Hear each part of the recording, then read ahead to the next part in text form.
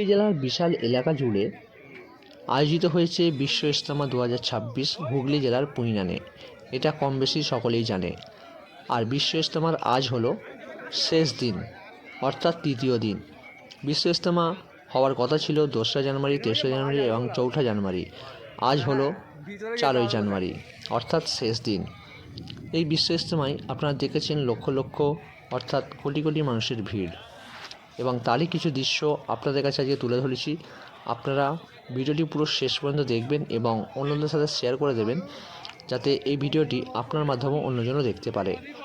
দেখুন আপনারা যে কত মুসল্লি, হাজার হাজার মুসল্লি, যেদিকে আপনি দেখবেন সেদিকেই মুসল্লি।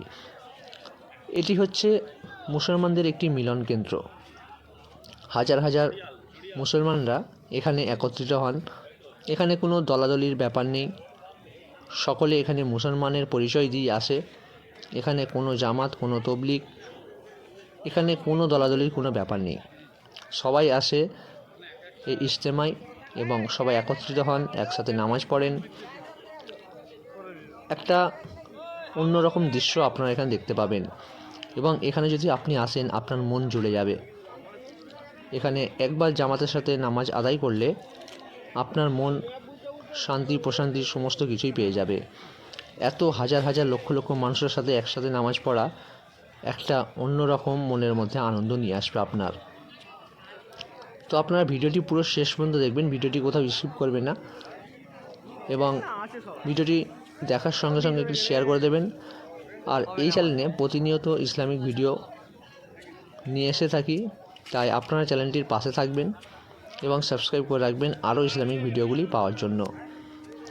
তো আমি আপনাদের আজকে এই ভিডিওর মাধ্যমে ইজতেমার বেশ কিছু দৃশ্য আস্তে আস্তে দেখাবো। আপনারা পুরো ইজতেমার যে আজকে শেষ দিনের দৃশ্যটি দেখুন আর উপভোগ করুন যে কত লক্ষ লক্ষ মানুষের ভিড় লেগেছে এই ইজতেমায়।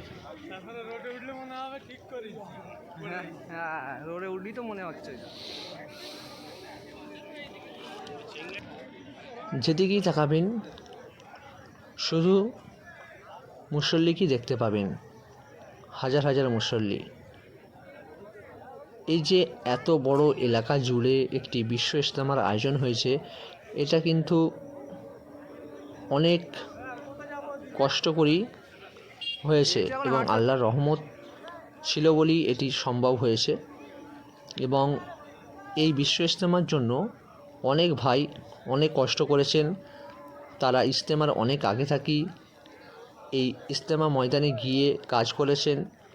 তো সকল ভাইদের একত্রিত হয়ে এই যে বিশ্ব ইজতেমা একটি আয়োজন হয়েছে, এর জন্য যে সকল ভাই আগে থেকে গিয়ে কাজ করেছেন তাদেরকে অসংখ্য ধন্যবাদ। তারা আল্লাহর রাস্তায় এই বিশ্ব ইজতেমাটি করার জন্য প্রচুর পরিমাণ কষ্ট করেছেন অনেক আগে থেকেই, এবং আল্লাহর রহমতে তাদের প্রচেষ্টায় এই বিশ্ব ইজতেমাটি সফলভাবে এগিয়ে যাচ্ছে। এবং এখানে পুরো বিশ্ব থেকে আসা লোকেরা একত্রিত হয়ে নামাজ আদায় করছেন। এটি একটি অন্যরকম আপনার মনে শান্তি দেবে যে এত লোকের মাঝে একত্রিত হয়ে জামাতে নামাজ পড়া, এটি হয়তো আপনি আপনার এলাকায় পাবেন না। আপনার এলাকায় কিন্তু এরম লক্ষ লক্ষ মানুষের ভিড় দেখতে পাবেন না। পুরো এলাকা জুড়েও যদি হয়, সেখানে আপনি এই লক্ষ কোটি মানুষ পাবেন না।